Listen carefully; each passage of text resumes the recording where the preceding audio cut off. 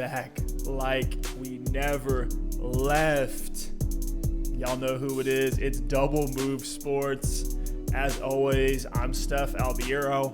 I'm here with the fantasy phenom, Alex Lott. Say what's up to the people, brother. Let's get it, man. Rounds 3 and 4. We did this mock draft last week, Dynasty mock draft. We said, you know what? We'll talk through rounds 1 and 2, top 24 guys. If the interest is there, we'll do round 3 and 4. And based on the interest, it looks like we're going to be going through like round 6 or round 8 or something. So I'm super hyped to get into 24 more guys. There's a lot of stud names on the board, a lot of young guys, a lot of veterans. It's going to be really interesting here in these 2 rounds to see how we balance these things out. I think rounds 1 and 2 kind of exposed our styles a little bit. I like to go for proven production. You really go for those appreciating assets, those young guys with potential. So we'll see how things shake out here in rounds 3 and 4. But man, Dynasty season is upon us. Off season is where you can really grind some of these Dynasty stats, learn how to play the game better, make moves in your leagues. And then obviously if you're just into Dynasty, doing Dynasty startups, assets like this, resources like this are going to be super helpful to try to find out where you should value some of these players. So I'm hyped to get into it, man. We're just running some Dynasty startup mocks over the weekend, seeing some player values. Alex, I'm feeling pretty good after being in some of those startups, seeing some of the picks that we took. I was getting value all over the place because I was like, oh, there goes Saquon, there goes Dak Prescott. All these names that we had taken kept falling to me in the draft. Joe Mixon was completely forgot about. So, guys, use this. Think of this as our top 24 rankings. I know, look, we're not perfect. Nobody's perfect in this fantasy take game. We're going to try our best here. We're going to keep it going with rounds 3 and 4 today. Again, this is a 12-team Superflex Dynasty mock. You can see the first 2 rounds here. You can pause the screen, take a look at those if you want to check that out. But I'm going to go down here for rounds 3 and 4. And it's interesting. You know, we got some comments on that last 2 rounds that we did. Folks talking about aren't you taking more wide receivers at the high end? And we can have that discussion. I'm going to be having some guests here on the show later this week. We're going to get into some Dynasty deep dives on quarterbacks, on value, on mobile quarterbacks. So we're going to be breaking it down. So stick around here on Double Move Sports. Hit a subscribe, hit the like button if you like what we do here. That keeps the wind in our sails. One more caveat. Remember, guys, this is just, we're not putting this in the context of roster construction. We're not valuing any of the other picks when we make these decisions. These are essentially just, our 1, 2, 3, 4, 5 rankings, in a normal startup. And maybe we will do some later on if the demand is there for it. We'll definitely, put some startups out and share a screen as we walk through it, talk about the process. But just for this one here, we're just going down the list. Best player available. Now, Alex, take the floor. Who you got at the 301? Great job, Stef. You prefaced it just about perfect. So I guess we should have said right off the bat, if you haven't watched round 1 and 2 and you're wondering like why the heck are there already random 24 players on the board, go watch that first. Roll it right into this. But here at the 301, I'm going back to the wide receiver spot. We were very running back and quarterback heavy in rounds 1 and 2. And there's a lot of wide receiver values here, a lot of young guys. I'm going with the breakout rookie, the rookie receiving yards record holder. It's Justin Jefferson from the Minnesota Vikings. And this dude was just absolutely electric as a rookie. 1,400 yards, setting that mark. Most receiving yards by a rookie ever. Exceeded all expectations, even though he did have first-round draft capital. Really emerged as like the 1A to Adam Thielen's 1B, which was really surprising in that offense. He gave you a really high floor. He gave you upside as well. Had a couple of huge pop games last season. PPR wide receiver 6 as a rookie, just absolutely unheard of.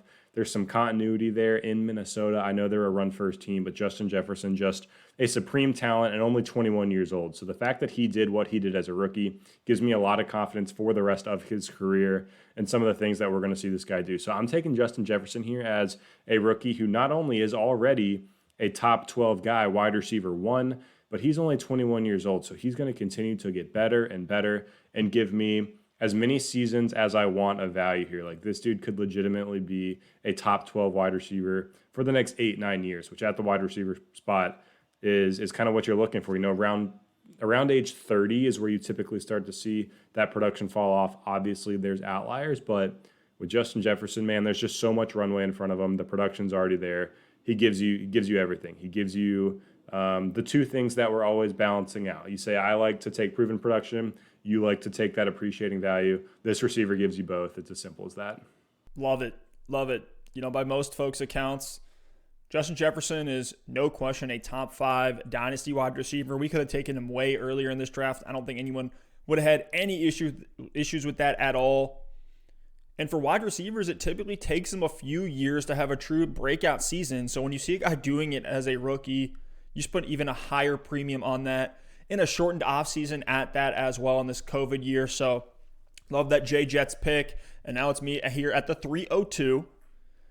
And I'm going to go with a proven stud running back. We got a lot of the top tier guys. I think there's still a few more left. We could talk about guys like Cam Akers, who I also considered at this pick. Aaron Jones is another name. Austin Ekeler, Clyde Edwards-Helaire. Bunch of good running backs still on the board, but I'm going to go with probably the most proven of that group, and it's Nick Chubb. Not only is Nick Chubb one of the best pure runners in the league, he just hit his age apex at 25 years old, so he is, by all intents and purposes, in his super prime in 2021. We saw what he did in 2020, even splitting the backfield with Kareem Hunt. That does not scare me for his value at all.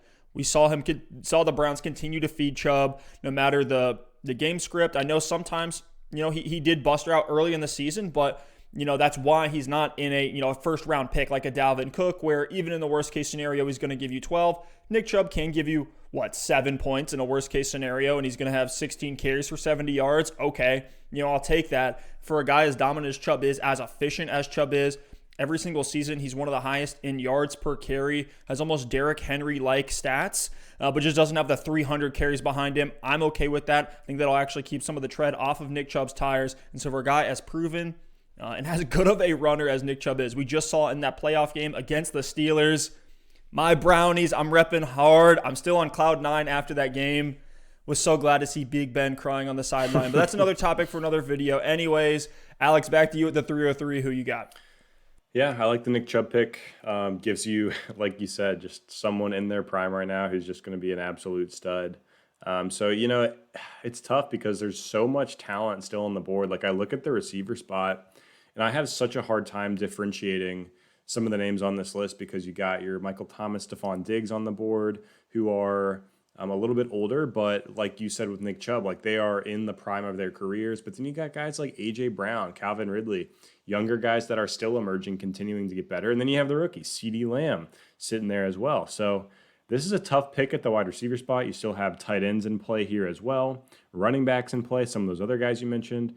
Man, this is hard, but I'm going to go ahead and lock in a running back here. I think I can wait on receiver because there is a little bit more depth at the position. I'm going to lock in Cam Akers. I know you love this guy. I know you're going to have something to say, but Cam Akers just came on as an absolute stud there at the end of the season. I know you bought low in a couple of our leagues we were in together, and good for you because this guy is a stud. I see people have him creeping into like RB1 territory for redraft next year, and this dude's 21 years old, on the LA Rams, on a good offense, and we saw his volume just skyrocket towards the end of the season when he really took over that starting role in Week 13, 21 carries, then 29 carries, then 15 carries.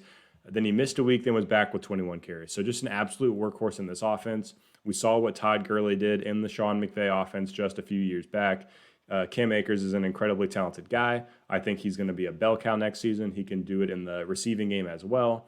They've already leaned on him in the playoffs. So Cam Akers is just an absolute stud on a team that's going to utilize him. And just because of that volume, because of his age, because of the production he's shown you and some of the skill set that he's shown you here as a rookie, I think getting him at the 303 here, our 27th player off the board is an absolute steal. So Cam Akers is the pick here at running back. Man, now I'm kicking myself for not taking Akers earlier. Akers is my guy. I'm all over this kid. I think he's fantastic. How many rookies do you see get 29 carries on the ground in one game? The situation is fantastic. He does have a receiving skill set as well. We saw him have back-to-back-to-back receiving touchdowns this season.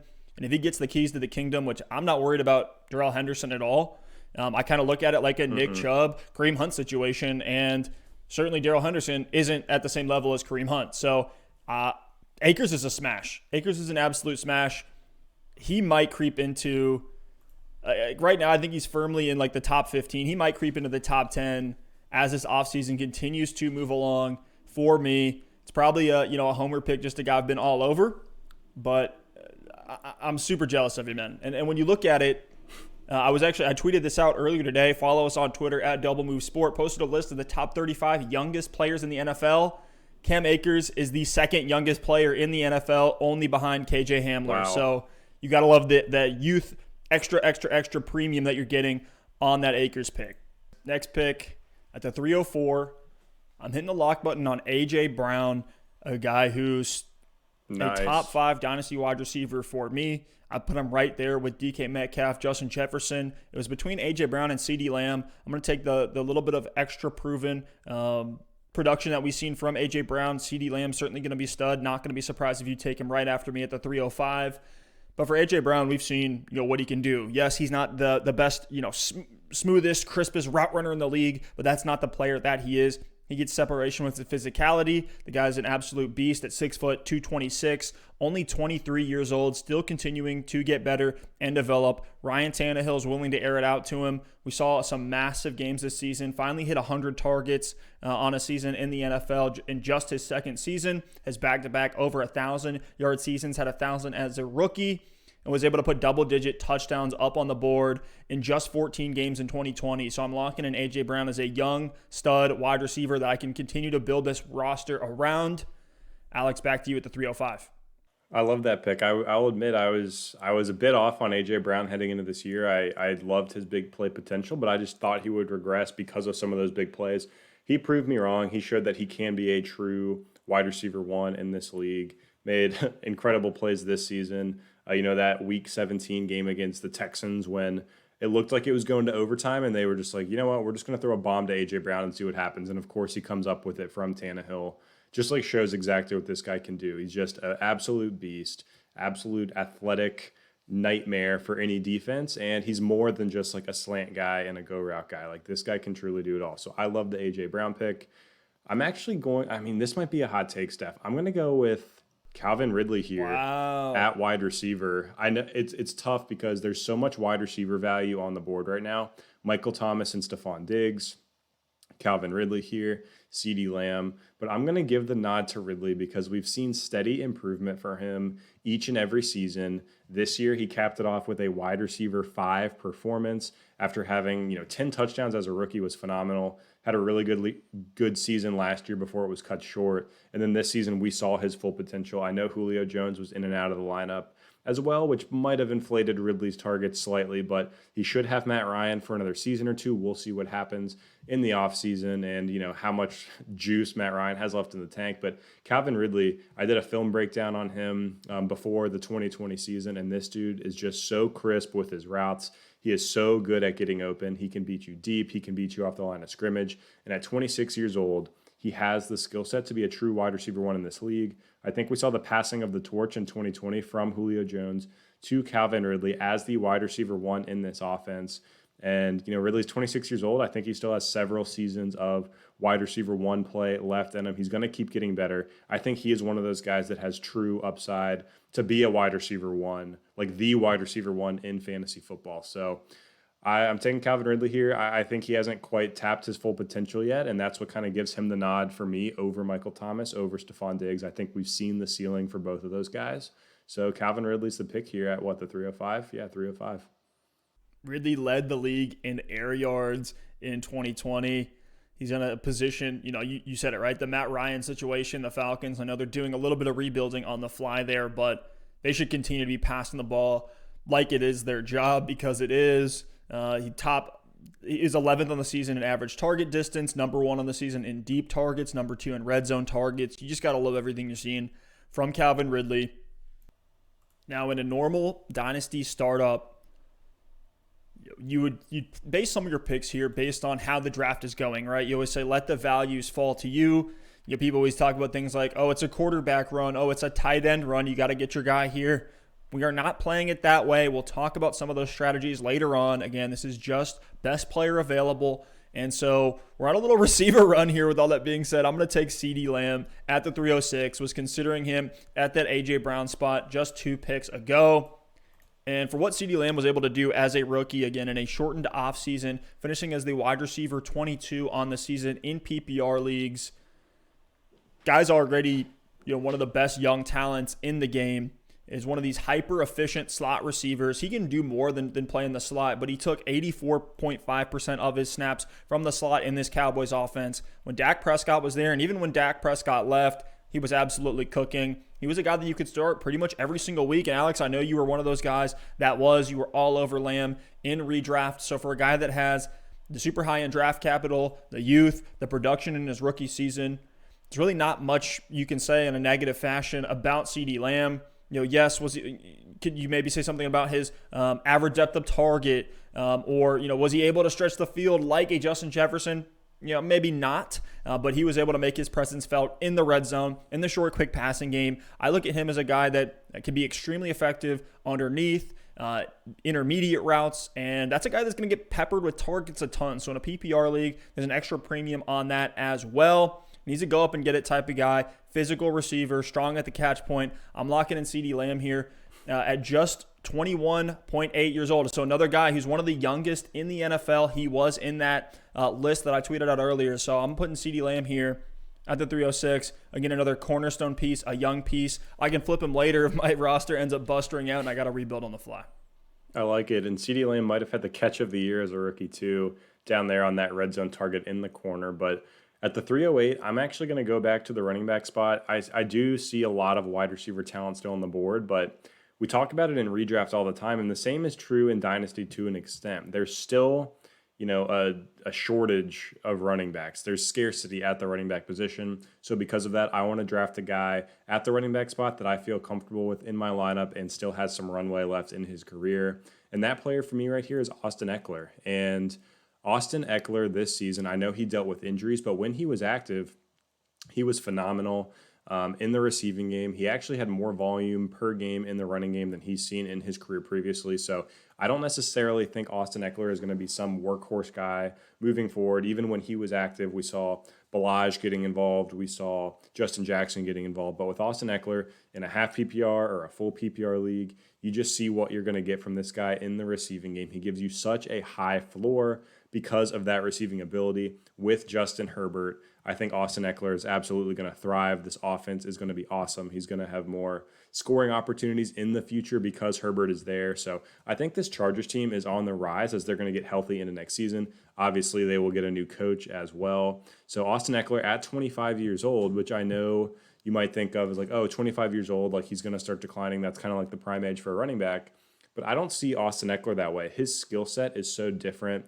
Think of Darren Sproles, a guy who up until 30 years old, even into his 30s, had fantasy value because he had that receiving back skill set. Very interesting utilization. Wasn't taking, 20, 25 hits to the body, game in, game out for, 6-7 seasons. So I think Austin Ekeler gives you RB1 upside right now for the next couple seasons. And I think he's actually, we don't want to predict injuries. We don't want to, project players' careers and how their bodies are going to break down. We can't really do that. But based on his skill set, I think he has the opportunity, even after he is a true RB1 for the next couple seasons, to be fantasy relevant as an RB3, as a guy you can plug into your flex and continue to give you value, for several more seasons after that. So I think he still has plenty of runway. And with Justin Herbert, with a contract he got before last season, he's locked in there in LA for the next few years. Great pick. Ekeler is as safe as they come. Gives you some upside too. Super efficient. And, it's interesting when we look at some of these older running backs, and I'll go ahead and preface my pick. It is Aaron Jones, who definitely fell in this draft because of some contract situations that are up in the air with him. We don't know if Green Bay is going to bring him back or continue to ride the hot hand. And A.J. Dillon, who ended the season really, really strong for them, was a rookie that they took. For those of you that don't remember, in the, I believe it was second round of the 2020 draft, they took A.J. Dillon. So there's question about Aaron Jones, but I'm taking him. And for guys like Aaron Jones and Austin Ekeler, guys that can produce in all facets of the game, that are hyper efficient, for Aaron Jones, he's just turned 26 years old. So in that prime or right past his prime, just like Austin Ekeler, just like even Derrick Henry. But when we're talking about these guys, these are some of the best players in the NFL. So let's not overvalue some of that age when we're talking about physical freaks, guys that have shown that they are outliers compared to the rest of the field when we're looking at NFL players at the position. And I'm somehow I'm making an argument against air because I don't think anybody would debate Aaron Jones here in the back of the third round. But just that contract situation does add some questions there. But we know what Aaron Jones is. Guy has a nose for the end zone, has put up double-digit touchdowns in back-to-back seasons. Maybe that's more of a product of his situation. I tend to think that it's not. He's very efficient. Was 17th on the year amongst running backs in opportunity share, but finished 4th on the year in rushing yards, top 13 in receiving yards, 12th on the season in receptions. He can get it done everywhere. And I don't know what more you want from a running back. If a team's going to go out and sign this guy, I got to imagine they're going to want to put him in some sort of featured role. Maybe he's not a Saquon Barkley, Christian McCaffrey, Dalvin Cook type of every single down workhorse, but I still think he's going to be able to get it done, even if he is getting limited touches. I think of a guy like Melvin Gordon, who was a guy who was a little bit past his age prime, but then signed to another contract somewhere, was able to get the high value touches. And, maybe he did buster out fantasy-wise for you, but I look at Aaron Jones as an upgrade to that situation compared to Melvin Gordon. But another guy, big free agent running back. We don't see a lot of these guys hit the open market that often, so I'm locking in Aaron Jones here at the 308. And Alex, back to you for the 309. I like it. Definitely a risky pick if you're doing a startup right now with that contract situation. So you might have to hedge your bets. If you are in startups before free agency hits, before we know what's going to happen with Aaron Jones, maybe you roll the dice. And if he's back in Green Bay, you just got to steal there at the 308. But with this next pick, I am going to go back to the wide receiver spot. And there's two guys here that to me are almost in the same tier. I think about them the same way. One is Michael Thomas, one is Stefon Diggs. They're both 27 years old. We've seen the ceiling for both of these guys, and they both the one place where they're different is Stefon Diggs has a very stable quarterback situation. He should be locked in with an continuously improving and impressive Josh Allen for the next several seasons, where Michael Thomas, even though we've seen him have success with Teddy Bridgewater last year, for example, we don't know what's going to happen with Drew Brees this offseason at this point. So for that reason, I am going to go with Stefon Diggs, the receiving yards champ last year. We saw this guy just absolutely hit the full potential we've all been wanting to see last year. Finally got that target count up. We always said it. If he, last year in Minnesota, he had less than 100 targets. We said going into the season, in this Buffalo offense, as the feature guy, if Stefon Diggs can get up to, 120, 130 targets with his talent, he's going to have a really good shot to be wide receiver one. He saw 166 targets. So this guy was just absolutely phenomenal, was very efficient with those targets, and he's going to be Josh Allen's go-to guy. He's emerged to a true wide receiver one. We always knew the talent was there. He just needed the opportunity. Now he finally has it in Buffalo with a team that is suddenly a passing offense, and I expect it to be that way moving forward. I think maybe Josh Allen's overall passing yards, passing touchdowns might regress back to the mean a little bit next year because they had absolutely no running game in 2020. But even so, Stefon Diggs should be a very, very safe pick here to give you production for the next several seasons to come and be a solid, steady wide receiver one on your team. Nicely done. Diggs, 2020 Diggs is just phenomenal. So happy to see him finally get to show off his skill set in a featured role, become the number one. I know you were all over him after that move was made in redraft this year. But my pick here, I'm going to do something that, some may scratch their heads at, but I am going to go with one of the last quarterbacks here that is a guy that can still be a perennial QB1. Now, it's not a guy that's getting, double-digit percentage of his touchdown from rushing. He's not a mobile quarterback, was still a guy that was a QB1 this year. It's the MVP, most likely. I know that hasn't been officially announced yet, but it's Aaron Rodgers. Wow. One of the last guys in a Superflex league. If I'm here and I'm, for this roster, for example, Dak Prescott and Aaron Rodgers. Scary. Well, now I have a massive advantage. I mean, my Superflex spot is going to give me 20 plus a week. And to see what Aaron Rodgers is doing at 37 years old is just incredible. Look at Tom Brady and even Drew Brees, guys that are able to play into their 40s. I really only care about the next 3 years at absolute max in a dynasty league. And so if you're going to tell me I get the next 3 years of Aaron Rodgers in the back of the third round, I think I'm going to be pretty happy with that. You see what he's been able to do with really just one stud wide receiver in the passing game in Devontae Adams. His wide receiver two is it's a tie between Aaron Jones and Robert Tonyan. And so to see Aaron Rodgers be able to produce with that lack of weaponry is just incredible. Guys, top 10 in 2020 in passing yards, number 3 in yards per attempt, just a hyper efficient passer, guy who throws the ball a ton. And he says he feels great. I watch a lot of the interviews, like shout out to Pat McAfee having Aaron Rodgers on the show every single week. That's been a joy to watch. And one of the most fun pieces of football content that I look forward to every single week. And you hear Aaron Rodgers talk about it this year. He says he's the best he's ever felt, and he looks that way certainly when he is on the field. So I know what I'm getting with Aaron Rodgers, just the same way we talk about Russell Wilson, Dak Prescott, a lot of these guys, Patrick Mahomes. You know what you're getting with these proven studs. So Aaron Rodgers is one of the last guys that's cut from that cloth on the board. I'm taking him here back to the third round. Yeah, I think everything you said is true, but even with that, I think that's too early for Aaron Rodgers. Here in this draft, I think it's probably around too early for me. And look, if you draft Aaron Rodgers and he gives you 3 more seasons of top 5 quarterback play, sure, it's probably worth it. And I think he can give you 3 more years of that. But just looking at who is on the board, I see guys at running back, wide receiver, tight end that are just too good to pass up on at this spot. I see plenty of names that I would take over Aaron Rodgers. Of the quarterbacks, you could even make the argument of a Joe Burrow, a Tua, a Jalen Hurts. I know they're very, very unproven, and they may never give you the production that Aaron Rodgers is going to over the next couple seasons. But if one of those guys, you take them here and they do hit, you could literally have 10 years of what you're taking Aaron Rodgers for 2-3 years here. So it's a little bit more risky there. But everything you said is true. And, before this season, the knock on Aaron Rodgers was bad year last year. He's aging. They draft Jordan Love.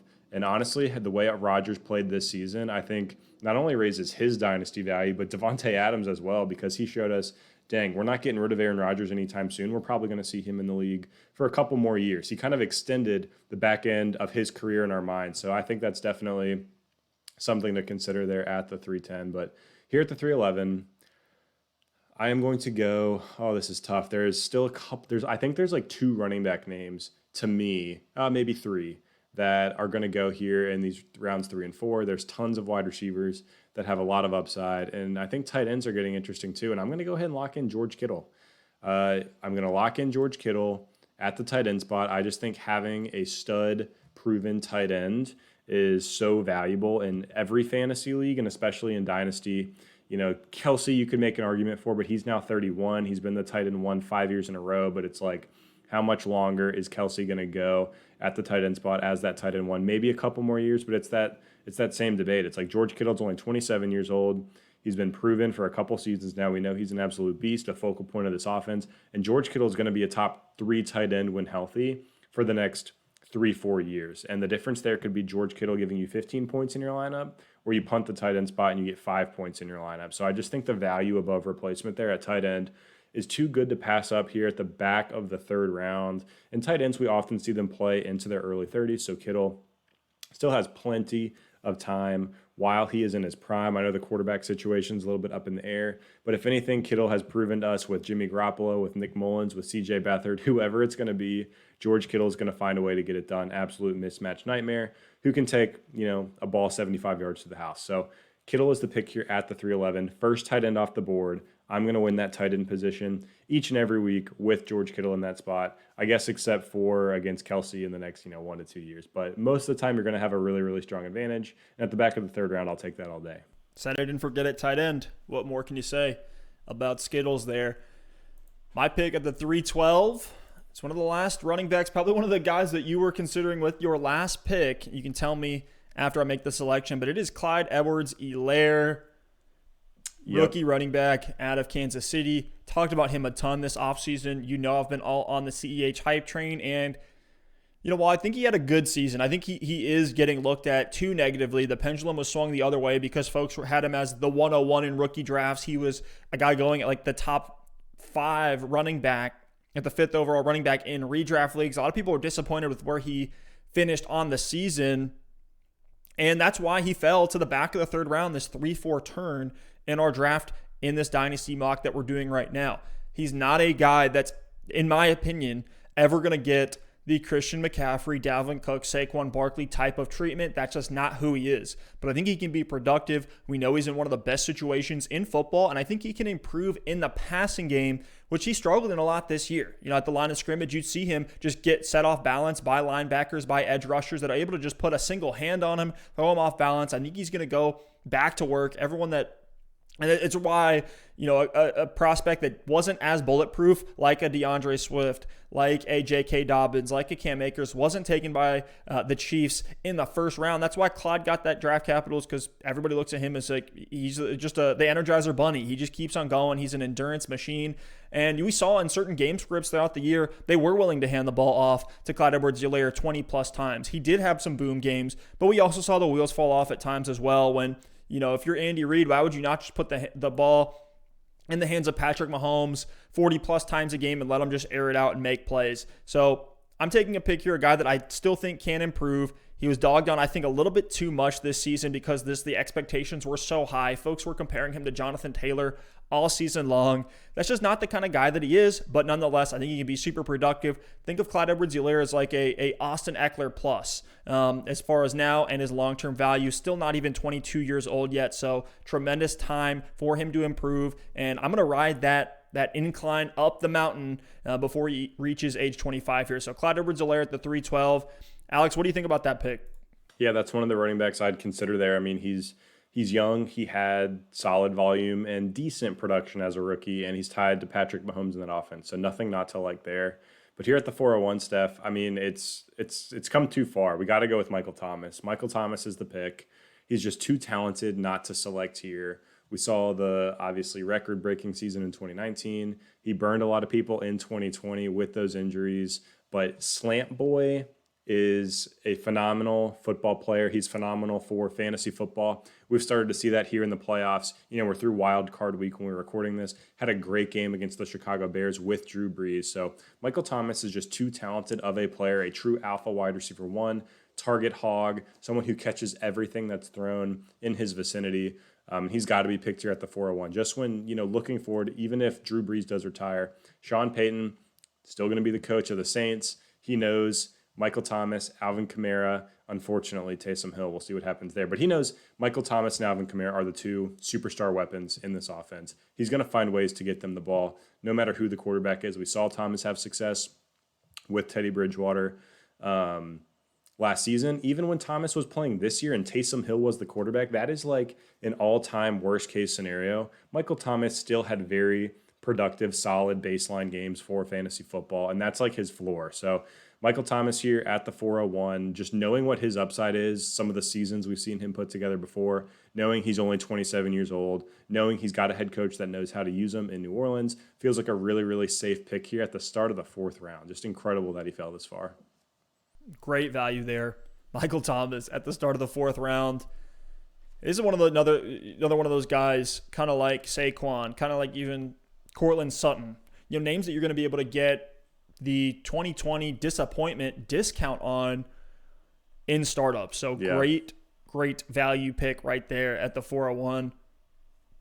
It's actually surprising now that I'm looking at it that he did fall this far. We'll have to circle back on this one and dissect some of these picks and see how that happened. But at the 402, I'm going to get another one of the last running backs who's still a guy who's going to get a ton of touches almost every single season.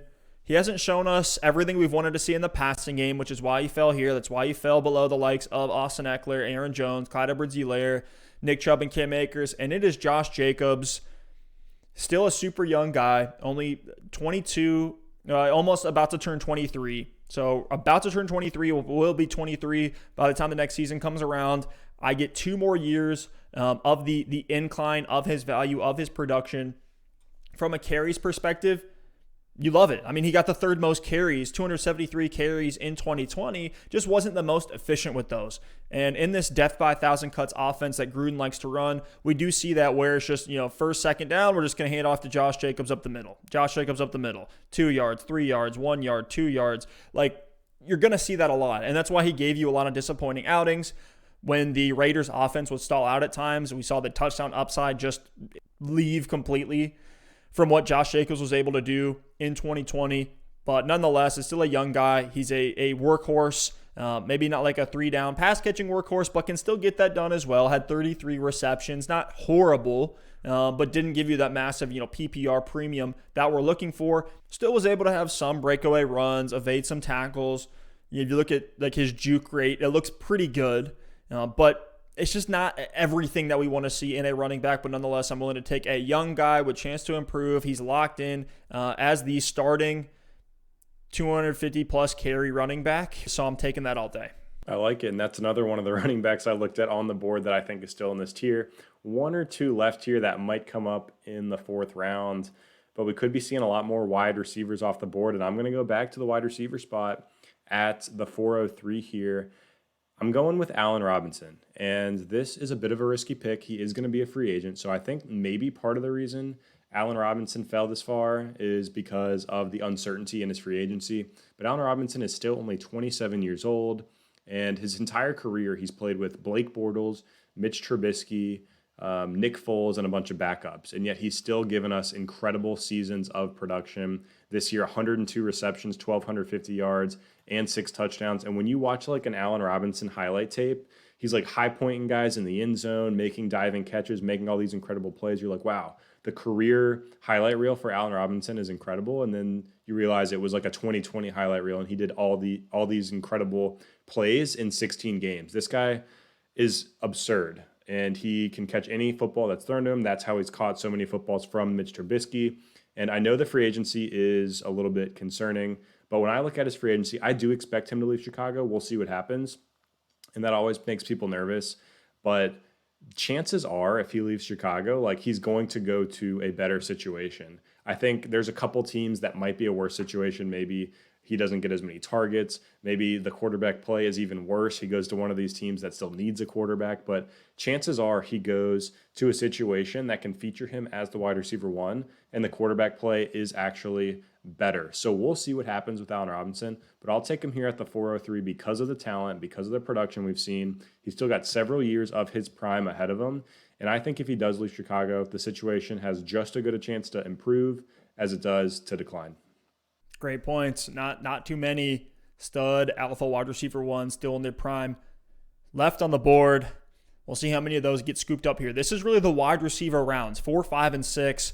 You're smashing on wide receiver in a lot of these picks. Hopefully you've gotten at least one stud quarterback, 2 good running backs, maybe a guy like a Devonta Adams, Tyreek Hill, DK Metcalf by the time you get to this round.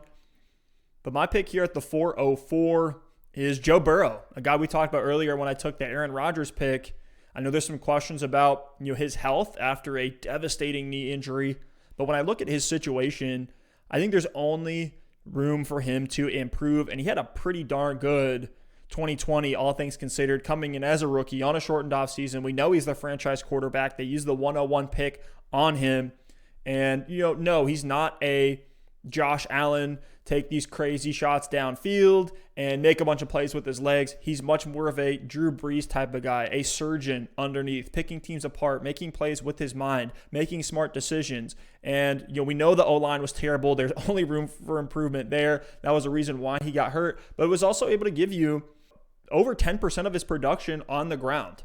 37 rushing attempts for 142 yards and 3 touchdowns on the ground. This was just in 10 games played, and he was on pace to throw more than anybody in the NFL this season. Joe Burrow was having to put the team on his back in the first 8 games that he ever had to play in the NFL. So when you look at that and see what he was able to do, it was extremely impressive.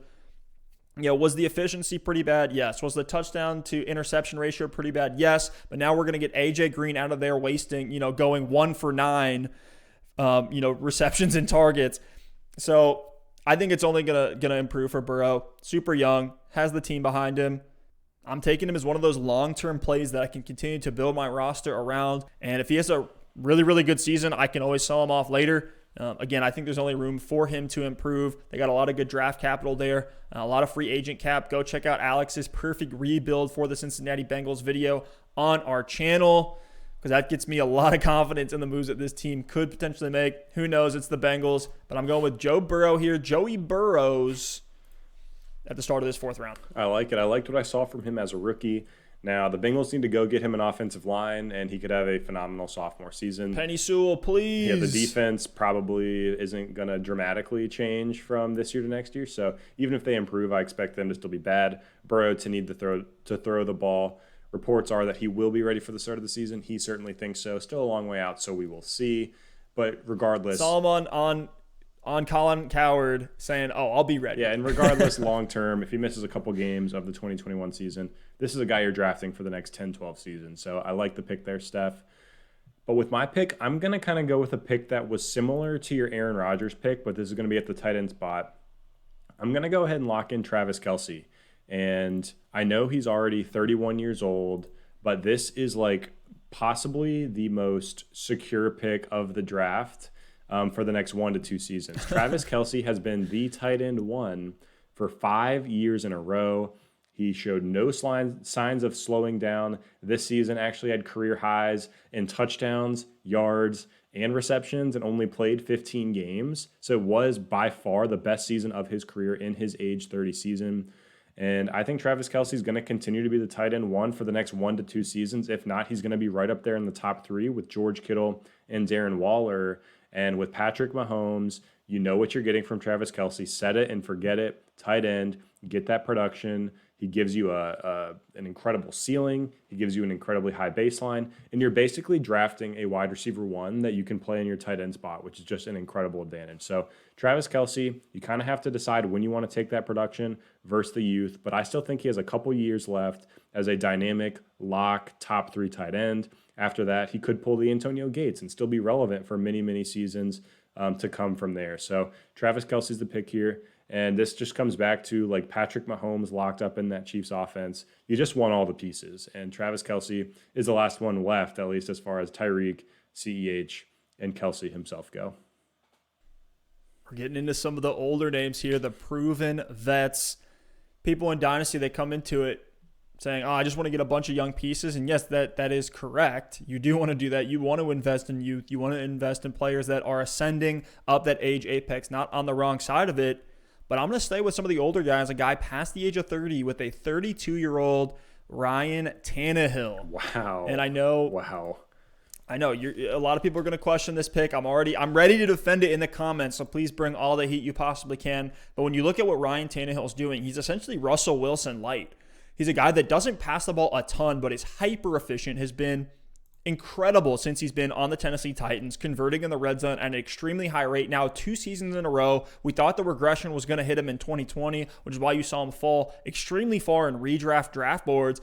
But for Ryan Tannehill, is a guy who's giving you 20 plus a week, assuming that it's not a Derrick Henry game. Derrick Henry is getting older, and you see the weapons that Ryan Tannehill has around him. He doesn't have to be everything, even though, his passing yards were in the top half of the league. His yards per attempt was in the top 10. His adjusted yards per attempt was 4th overall in the NFL. He was top 10 in touchdowns on the season with 34 of those. With guys like Jonnu Smith, with Derrick Henry, with A.J. Brown, yak monsters that can go make plays. Tannehill gets an extra premium added to every single completion that he has, and he's hyper efficient with that. Has one of the highest completion rates in the game.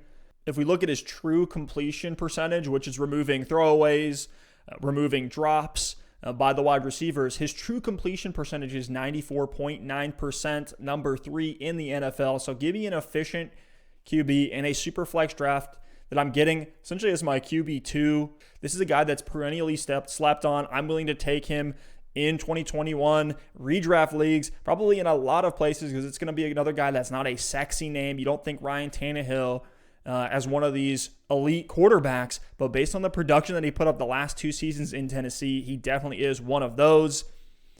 Alex, what do you think about this pick? You dogging me for this one? You ready to get into it? Because I'm ready to go put up my dukes for Ryan Tannehill. It feels a little early, but I actually love the Russell Wilson comp. Like, if I'm going to hate on you for this pick, I should hate on you for Russell Wilson at the 204, or me. I forgot which one of us took him there, but none of us made a big deal about it. It's kind of just like chalk at that spot, but both 32 years old. You talk about it, both base their game off efficiency over volume. And yeah, some people are going to say, oh, well, Russell Wilson gives you that rushing baseline as well. Maybe from a yards perspective, just looked into it, Steph. Ryan Tannehill in his last year and a half as the Titans starter, 11 rushing touchdowns, where Russell Wilson in his last 6 seasons, 10 rushing touchdowns. So Ryan Tannehill is giving you touchdown upside as opposed to the yards. The rushing floors are very similar. And that rushing touchdown floor for Ryan Tannehill actually raises his ceiling as well. He gave us a 2-touchdown rushing game this year. He, absolutely balled out for 30-plus points several times over the last 2 seasons. So with that efficiency, with the rushing ability, I actually don't mind it as much as I thought I did there at the 406. Let me add this too. Ryan Tannehill is a guy that you could definitely wait on in drafts. I think Joe Burrow is as well. But for where I have them looking at all the players here available on the board at their positions, Tannehill was just a screaming value to me. In most drafts, you can get him a little bit later, 5th, 6th, maybe even the 7th round if guys in your league just aren't hip to what Tannehill's been doing the last 2 years. But Alex, who do you got here at the 407? Really deciding between 2 guys, back to this running back, wide receiver debate. And I'm going to take one of the last guys in this tier of running backs for me. It's David Montgomery for the Chicago Bears. I think this season, really proved David Montgomery and who the Bears wanted him to be, who everyone that drafted him as a rookie in redraft or dynasty wanted him to be. And this season we saw David Montgomery really hit some of that full potential. We saw him be an absolute bell cow on the ground. 247 carries this year versus the 242 he had last year. Very similar, but his efficiency was better. Went from 3.7 yards a carry to 4.3 yards a carry. That's a huge jump. He had better touchdown upside. And the thing that sticks out about this season was not only the work on the ground, but the receiving work. 68 targets and 54 receptions on those targets. Not only did he get the volume in the receiving game, but he was very efficient and effective with them. And I know some people are going to come at us like, that was Tariq Cohen going out. And yes, Tariq Cohen going out and Montgomery's spike in receiving work was directly correlated. But moving forward, to me, David Montgomery showed he can serve that role in this offense. I think Cohen could still come back from that injury and be utilized. He could be a piece. But I think Montgomery carved out a spot in the receiving game out of the backfield. So if he continues to get 250-plus carries in future seasons, continues to have that efficiency on the ground, and maybe he doesn't see 68 targets in the future, but if he's in that 50 range, man, he is an incredible value, someone who you can plug in to probably your RB2 spot, but maybe even RB1. I mean, this year he was the PPR running back 4. So he is a safe, stable, top 15-ish running back with upside. And here in the middle of the 4th round, we're really running low on proven running backs that still are young, still have opportunity to improve. And I think Montgomery here is the last or the second last in that tier. I think last ones in this range would be James Robinson. And then we're getting into guys that are splitting touches pretty often, like Kareem Hunt, like Chris Carson, names like that. So David Montgomery, definitely one of the last of a dying breed. James Robinson probably is the last one, and I think he'll go in this round. I know I'm certainly going to take him before we get to the 5th round. But Alex, I'm going to go wide receiver here. I'm going to go with another proven young stud, and it's Terry McLaurin. To see what he was able to do this season at just 25 years old, 27 is the age apex for wide receivers. To see what Terry McLaurin was doing was incredible with the situation, with the cards that he was dealt. He was really their only option in the passing game until Logan Thomas kind of emerged later on in the season. And so you got McLaurin, the teams know he's going to get peppered with targets. Was seeing double-digit targets per game, was going up against some of the top corners in the league and was still balling out. I remember we put out a video that was like, Terry McLaurin is an auto start every single week, because he was a guy that kept showing up in these flex questions every single week. And it was like, no, there's not any other better option in most scenarios than Terry McLaurin. We did see with Dwayne Haskins coming in, kind of bustering out, it did hurt McLaurin, and McLaurin did actually end up sustaining some injuries towards the end of the year, was taken out of the game at different times, didn't suit up a few times, but in the first 12 weeks of the season, Terry McLaurin with Dwayne Haskins, Kyle Allen, and I don't know if Alex Smith was playing yet, but regardless, none of those names get you excited. He was still the wide receiver 9 in PPR leagues for the first 12 weeks of the season before the wheels kind of fell off. And so if I can get a guy that's this young, still ascending, with plenty of upside for that situation to improve, I think McLaurin is a guy that can finish with many, many top 10 wide receiver finishes in fantasy football. So I'm locking in McLaurin at the 408. Yeah, I like it. He's definitely on my short list. And Steph, something that just blew my mind is that McLaurin is 25 years old already, just completed his 2nd season. I'm going to go at the wide receiver spot with another guy that just completed his 3rd season. It's DJ Moore. And This I love it. I know is going to be a hot take here, but DJ Moore, a lot of people think he disappointed this year. He had almost 1,200 yards in a dysfunctional Carolina Panthers offense. So DJ Moore, only 23 years old.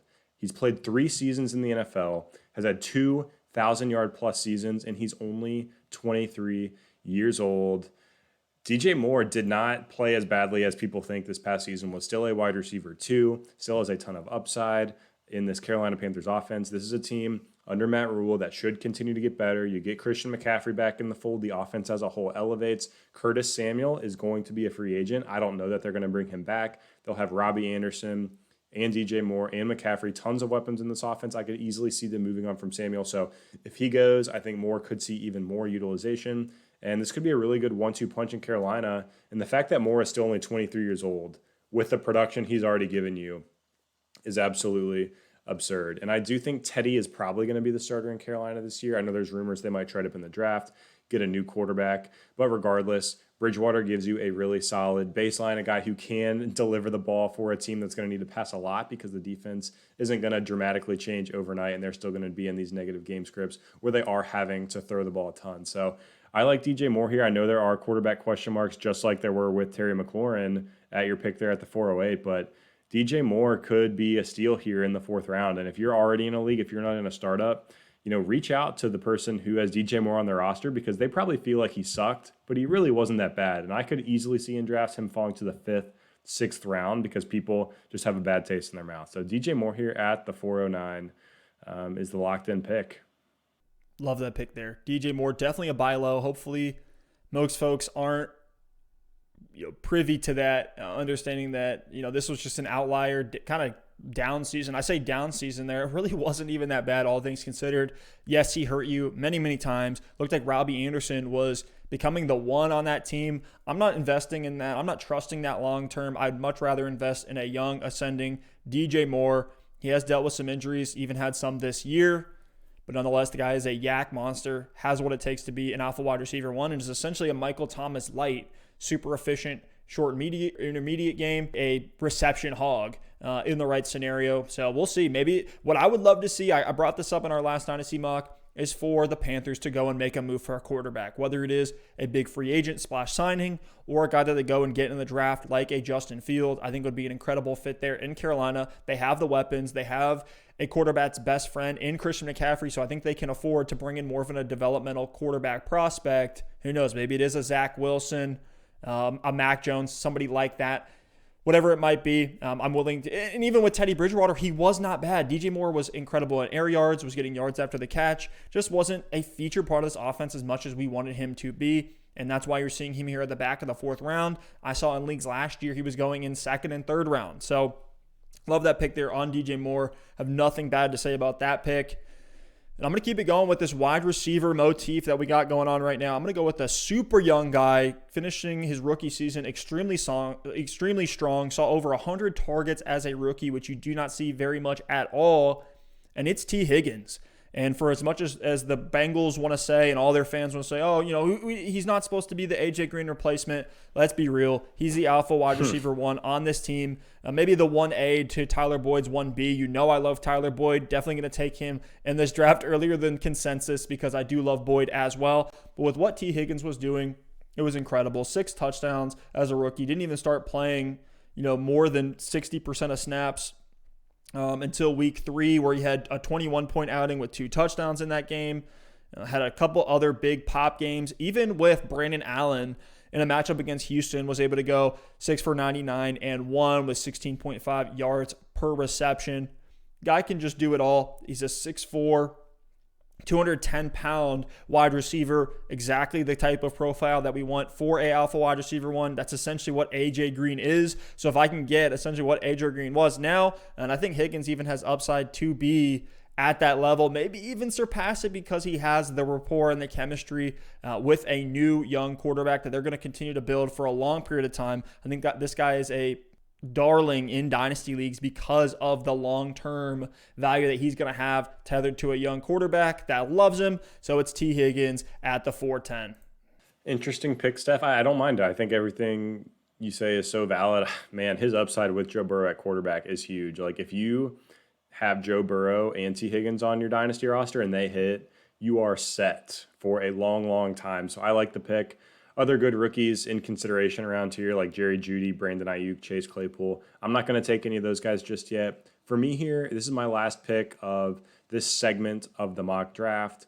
It's really between James Robinson and a wide receiver. I'm going to go ahead and leave James Robinson on the board for now. Just some risk there with not knowing what they're going to do in the offseason. Obviously, he was phenomenal this season, was efficient, was a total workhorse on a bad team. If they draft Trevor Lawrence and bring James Robinson back as their workhorse, he's going to be an absolute steal at the 4-12 or in the 5th round, early 5th round. So I am going to pass on James Robinson. I'm going with Amari Cooper at the 4-11.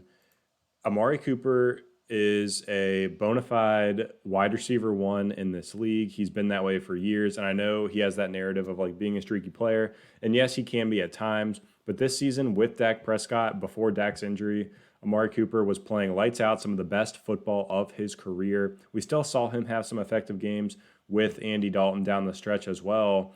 And we're going to have to like trademark this or something, Steph. There is going to be a Dallas discount heading into next season. You look at Dak himself coming off that injury. You look at Zeke, Amari Cooper, Michael Gallup. CeeDee might be the only one that's not going to have a discount on his name because he played well through the whole season. But I think all these Dallas Cowboys weapons, these studs, are going to be discounted because of what they did in 2020 without Dak Prescott. But we got to remember just how dynamic these guys were those first 5 weeks with Dak in the lineup, like record-setting pace. Dak was on pace for like 6,000 passing yards.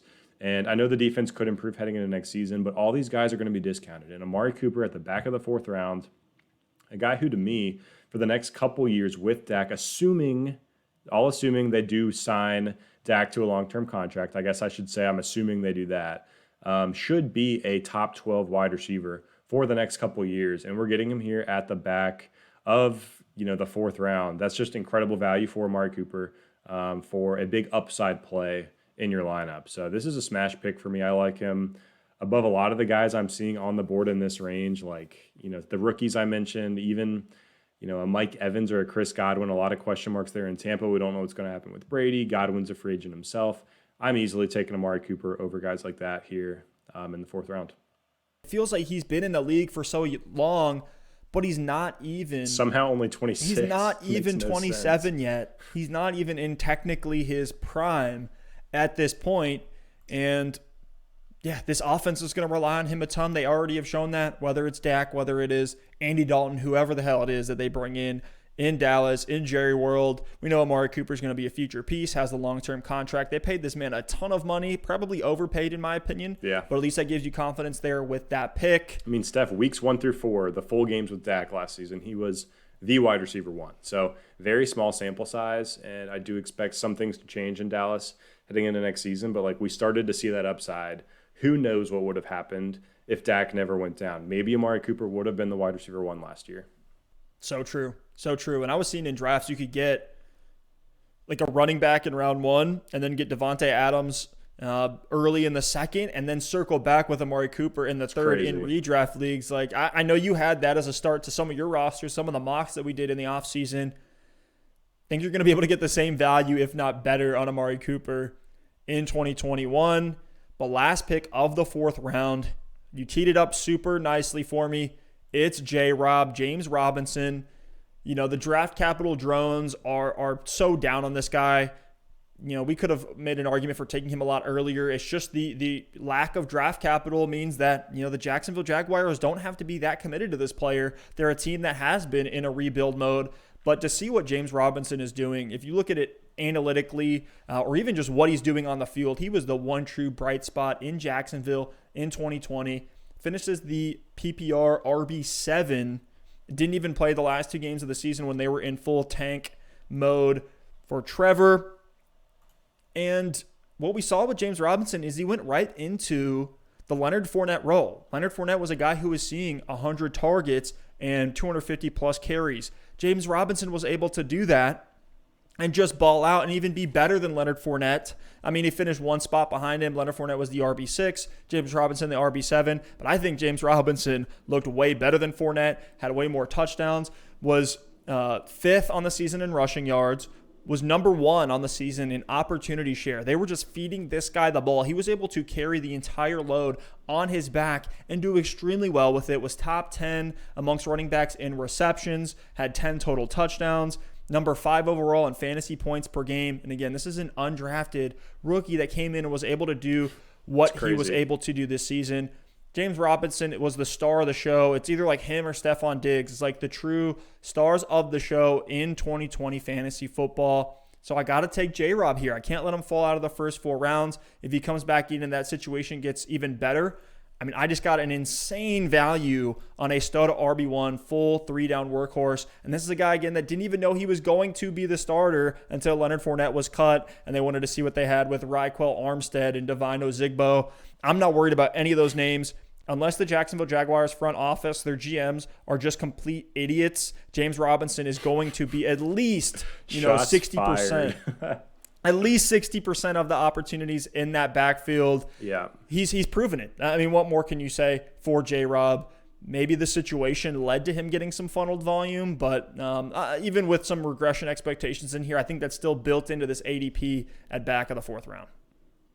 I love it, Steph. I mean, this offense it should get nothing but better next season with Trevor Lawrence. It was like almost a worst case scenario, and somehow James Robinson found a way to be effective and efficient. So I love it. I love that you didn't let him get out of the 4th round, and we got a nice little breakdown on J-Rob here. But that wraps up rounds 3 and 4.